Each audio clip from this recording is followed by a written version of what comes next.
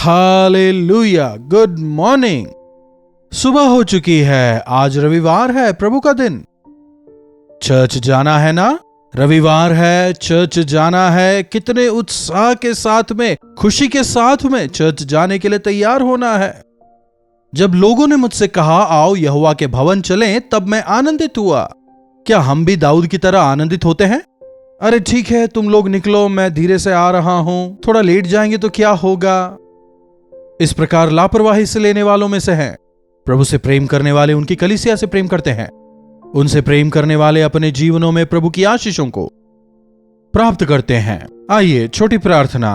प्रभु, जब चर्च जाने से पहले हम आपके वचनों पर दोबारा मनन करते हैं, हमारे जीवन की तमाम कमी घटियां पूरी होने पाए। अपने वचनों से हमसे बात करें। प्रार्थना यीशु के नाम से मांगते हैं, आमीन। चर्च जाने से हमें क्या मिलेगा? सब कुछ मिलेगा। समझ रहे हैं? कई चर्चेज में आज भी प्रभु ने जो प्रार्थना सिखाई थी, उस प्रार्थना को वे दोहराते हैं।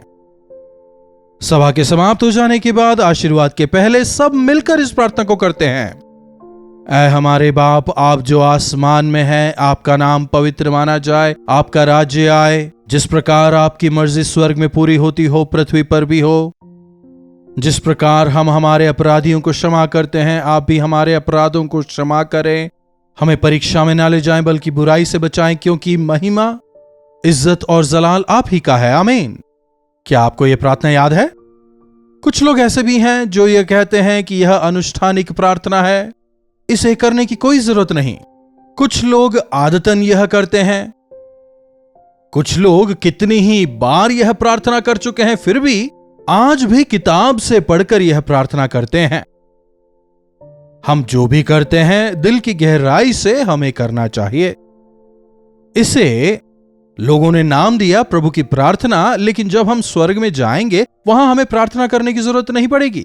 प्रभु के साथ ही तो हैं, तो फिर वहां प्रार्थना करने की क्या जरूरत, मांगने की क्या जरूरत? वहां कोई दुख नहीं, कोई आंसू नहीं, कोई बीमारी नहीं, कोई मृत्यु नहीं, कोई तकलीफ नहीं, ना भूख है ना प्यास है। इसीलिए हमें वहां प्रार्थना करने की कोई जरूरत नहीं। लेकिन इस धरती पर यह तमाम है। नौकरी है तो घर नहीं, घर है तो परिवार नहीं, परिवार है तो स्वास्थ्य नहीं, स्वास्थ्य है तो जीने के लिए पैसे नहीं। क्या खाएंगे, क्या पिएंगे, क्या पहनेंगे, कहां रहेंगे, हर रोज यही चिंता। कितने लोग यह विश्वास करते हैं कि आज दिन भर की रोटी आप हमें दें। जब यह प्रार्थना करते हैं तो उस दिन के लिए जो भोजन आपके लिए आवश्यक है, ना केवल भोजन बल्कि पहनने के लिए कपड़े, ना केवल रोटी कपड़ा बल्कि जो आवश्यक है सब कुछ हमारे स्वर्गीय पिता हमें देंगे। कितने लोग ऐसा विश्वास करते हैं? जीवन में हमें जो कुछ मिलता है वह प्रभु परमेश्वर की ओर से ही होता है। स्वर्ग से मिलने का मतलब क्या प्रभु परमेश्वर हर रोज स्वर्ग से आकर दरवाजा खटखटाकर दहलीज पर रख करके जाते हैं? ऐसा नहीं है। अधिकतर प्रभु इंसानों द्वारा ही हमारी जरूरतों को पूरा करवाते हैं। अगर आप गवर्नमेंट सर्वेंट हैं तो शायद सरकार से, मां बाप के द्वारा, मित्रों के द्वारा, रिश्तेदारों द्वारा, किसी न किसी तरह से प्रभु हमारी जरूरत को पूरा करते हैं। लेकिन सोर्स जो हैं वे ही हैं। पुराने जमाने में पोस्टमैन आकर एमओ हमें दिया करता था। आजकल तो सब कुछ फोन पे, जीपे हो गया है। पुराने जमाने में एमओ आने के लिए 3-4 दिन लगते थे। जब सुनते एमओ आया है काफी खुश होते थे। सिग्नेचर करने के बाद वो पोस्टमैन हमें पैसे देता था, लेकिन पैसे उसके नहीं है ना, भेजने वाले शायद आपके पिता या फिर माता। उन्होंने जो पैसे भेजे पोस्टमैन ने लाकर आपको दिया।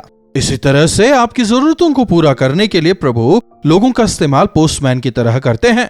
तो इस प्रकार जब आपकी जरूरतें परमेश्वर की ओर से पूरी होती हैं, तो परमेश्वर को भूलकर इंसानों के पीछे आप ना हो लें। समझ रहे हैं? किसी ना किसी तरह से प्रभु हमारी जरूरतों को पूरा करते हैं। चाहे जरूरतें किसी के भी द्वारा पूरी हों, लेकिन यह परमेश्वर की ओर से ही है। हमेशा यह याद रखें। उदाहरण के तौर पर अकाल के दौरान एलिया भविष्यवक्ता को कौवे खाना लाकर दिया करते थे। कहां से लाके देते थे? कौन से बेकरी से लेकर आए? कौन से होटल से लेके आए? कुछ नहीं था। मैंने कौओं को आज्ञा दी है कि वो सुबह और शाम एकदम फ्रेश, आज की भाषा में कहें तो सैंडविच लाके खिलाएंगे। रोटी और मांस लाके खिलाया करते थे। रोज कौओं को इंतजार करके बैठता था। एक दिन अरे कौवा क्या नहीं आएगा? कौवा केवल लाकर देता था। कई बार प्रभु से पाते पाते हमें आदत पड़ जाती है। हमें किसी एक व्यक्ति पर निर्भर नहीं होना। अरे मेरे माता पिता है ना, अरे मेरे पति है ना, मेरी पत्नी है ना, नौकरी है ना, ये है ना, वो है ना। आजकल इंसानों पर भरोसा करते हैं, पैसे देने वालों पर भरोसा करते हैं, लोन देने वालों पर भरोसा करते हैं। वापस क्या चुकाना नहीं है? प्रभु पर भरोसा करें, वे आपकी जरूरतों को पूरा करेंगे। कैसे पूरा करेंगे यदि पूछें तो उनके तरीके अलग होते हैं। अगर आप प्रभु की संतान हैं, अगर आप आराधनालय जाकर पहले उनके राज्य और उनके धर्म की खोज करते हैं, मतलब यदि मुझे तुम अपने जीवन में प्रथम स्थान दो, यदि तुम मेरी तलाश करो, यदि तुम मेरे खोजी हो, तब मैं तुम्हारी जरूरतों को पूरी करूंगा और वे हमेशा हमारे साथ रहेंगे। एक दिन कौवा नहीं आता, करीत का जो नाला था वो सूख जाता है, लेकिन परमेश्वर का प्रेम, परमेश्वर की कृपा, उनकी सप्लाई बंद नहीं होती। जा सारपत में एक विधवा को तुझे भोजन खिलाने के लिए मैंने तैयार किया है। उसकी स्थिति देखिए कितनी अधिक दयनीय है।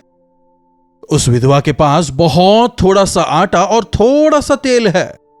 बचा खुचा बच्चे को खिलाकर फिर हम मर जाएंगे सोचकर बैठने वाले घर में एलिया को भेजते हैं, चमत्कार करते हैं। उसके खुद के पास खाने को नहीं है, लेकिन वो एलिया को खिलाती है और परमेश्वर उसे आशीष देते हैं। उस विधवा की कमी घटी को प्रभु पूरा करते हैं। पूरे अकाल के दौरान ना उसका आटा खत्म हुआ ना तेल। ऐसी आशीष प्रभु से देते हैं। यस, यदि प्रभु आशीष दें, भले ही आपके पास थोड़ा हो, यदि उसमें प्रभु की आशीष हो तो वो हमेशा बच ही जाएगा। हमेशा कोई लाकर देगा नहीं। आपके पास क्या है पहले वो देखिए। इंसानों की ओर नजर ना फहराएं। आपके पास जितना है उस पर विश्वास करें। एक विधवा आकर एलीशा भविष्यवक्ता से कहती है, पति कर्ज करके मर गया है, अब कर्ज देने हारा मेरे दोनों बेटों को लेने के लिए आया है। तेरे पास क्या है? थोड़ा सा तेल है बस। ठीक है, उसे सारे बर्तनों में भर दे। वहां क्या होता है? वहां पर जो था उसे प्रभु आशीष देते हैं। आशीष का मतलब प्रभु उसे समृद्ध करते हैं, प्रभु उसे मल्टीप्लाई करते हैं। प्रभु आशीष देंगे, हम विश्वास नहीं करते, इसलिए जीवन में आशीष नहीं पाते। मनुष्यों पर भरोसा करते हैं, मनुष्य ही हमारी जरूरतों को पूरा करेंगे, मनुष्य ही हमारे लिए खड़े होंगे, या फिर हमारे मां बाप हमारी मदद करेंगे, या फिर पति या पत्नी या बच्चे या मित्र या सरकार। कुछ लोगों को देखिए, सरकार को कितनी खरी खोटी सुनाते हैं। इतना टैक्स दिया, हमें क्या मिला? कहां है सरकार? क्या किया सरकार ने हमारे लिए? कहते हैं, लेकिन घर में कोई काम नहीं करेंगे। कई बार ऐसे समय भी आते हैं जहां प्रभु दूसरों के द्वारा आपकी मदद नहीं करते, लेकिन आपकी मेहनत को प्रभु आशीष देते हैं। मेहनत कर, काम कर, मैं तेरी मेहनत को आशीष दूंगा, प्रभु कहते हैं। आपके अन्याय को, धोखेबाजी को वे आशीष नहीं देंगे। अनैतिक तौर पर कमाया गया पैसा कभी भी फलवंत नहीं होगा। धोखेबाजी से कमाई गई रोटी मीठी तो लगती है, लेकिन पीछे मुंह में कंकर भर देती है, वचन कहता है। कई बार धोखेबाजी से कमाए गए पैसे से जब अपनी संतानों का आप पेट भरते हैं, आगे चलकर बच्चे जब बीमार होते हैं तो उसके लिए जो पैसा आप चुकाते हैं, कमाए पैसे से 10 गुना ज्यादा भरते हैं। कारण वो आशीषित आमदनी नहीं है, घूस, रिश्वत, धोखाधड़ी। आपकी जरूरत को प्रभु पूरी करते हैं। वे आपके संरक्षक हैं, आपके प्रदाता हैं। ऐ हमारे स्वर्गीय बाप, पिता, रोटी चाहिए तो क्या नहीं देंगे? डैडी, स्कूल फीस भरना है क्या नहीं भरेंगे? डैडी, भूख लग रही है तो क्या वे नहीं देंगे? हमारे स्वर्गीय पिता हमारी भूख को जानते हैं, हमारी जरूरतों को जानते हैं। अपने महिमा के धन के अनुसार हमारी हर जरूरत को वे पूरी करेंगे। हर इच्छा शायद वे पूरी ना करें, लेकिन हर जरूरत वे पूरी करेंगे। अनावश्यक इच्छाएं बहुत होती हैं। दिखावे के लिए, मजे के लिए हम बहुत चीजें चाहते हैं, लेकिन आवश्यक क्या है? जो हमारे लिए अच्छा है, लाभदायक है, प्रभु उसे कभी पीछे नहीं रख छोड़ते। जिस समय, जो, जब, जहां चाहिए, प्रभु उसे पूरा करते हैं। यहोवा इरे। यदि इस पर विश्वास करें, आपके जीवन में अनावश्यक चिंताएं नहीं होंगी। प्रभु का भय मानने वाले, प्रभु पर विश्वास रखने वाले समृद्ध होते हैं। वे अपने डरवैयों के सर को ऊंचा करते हैं, नीचा कभी नहीं करते। वे उन्हें देने वाला बनाते हैं, लेने वाला नहीं। अगर आज आपके जीवनों में आशीष नहीं है, कहीं ऐसा तो नहीं कि आपके जीवन में प्रभु पर विश्वास कम हो गया है? रविवार को भी मेहनत करके मैं कमाऊंगा आप कहते हैं, इसलिए आपकी आमदनी फटी हुई झोली में डालने की तरह गायब हो जाती है। 6 दिन आप मेहनत करें, उस मेहनत को प्रभु आशीष देंगे। आपकी हर एक जरूरत पूरी हो ऐसी आशीष देंगे। जैसे आपके बच्चे बढ़ते हैं, क्या आपकी आमदनी नहीं बढ़ रही? आपके बच्चे अब जबकि कॉलेज में चले गए हैं, कई बार हमें याद भी नहीं रहता, बच्चों की एलकेजी की फीस तक हम लोग नहीं भर पा रहे थे, लेकिन आज बच्चों के कॉलेज के फीस तक को हमने पे कर दिया है। प्रभु की वजह से ही दिन प्रतिदिन वे हमें आशीष देते हैं। जैसे हमारा खर्चा बढ़ता है, उनकी कृपा भी बढ़ती है, उनका प्रेम बढ़ता है। किसको कब, कहां, कितना देना है, उतना उन्हें मुहैया कराते हैं। भक्त प्रार्थना करता है, प्रभु मुझे धनवान ना बनाए। शायद पेट भरने के बाद मैं पूछूं, प्रभु कहां है? प्रभु मुझे गरीब भी ना बनाए कि मैं मांगने लगूं और चोरी करके आपके नाम को दूषित करूं। जितना मुझे चाहिए उतना आप दें। समझ रहे हैं? प्रभु मेरे लिए जितना जरूरी है उतना मुझे दें। प्रभु मेरी जरूरतों को आप पूरा करेंगे, मैं विश्वास करता हूं। यदि आप कहने पाएं, कल की चिंता हम में नहीं होगी, परसों का भय हम में नहीं होगा। पहले आप चर्च जाएं, प्रभु के सानिध्य में समय बिताएं, प्रभु के वचन से सुने, प्रभु की आराधना करें, लोगों के साथ में संगति करें। जब आप उनसे बातचीत करेंगे, उनकी कमी घटियों को आप जानने पाएंगे, तब आप समझने पाएंगे कि प्रभु ने आपको कितनी आशीष दी है। तब आप और अधिक कृतज्ञ होने पाएंगे। आपकी गवाही के द्वारा अनेकों को आप दृढ़ करने पाएंगे, उनके विश्वास को बढ़ाने वाले हो जाएंगे। सुनिएगा, लोगों से संगति करिए। अकेले रहने के लिए प्रभु ने हमें नहीं सृजा है। मनुष्य का अकेला रहना अच्छा नहीं है कहते हुए परमेश्वर ने हव्वा नाम की सहयोगी दी। क्या 2 का होना अच्छा है? जब 2 साथ आए, पाप हुआ। क्या 4 का होना अच्छा है? भाई भाई को मार डालता है। सबका एक साथ रहना अच्छा है?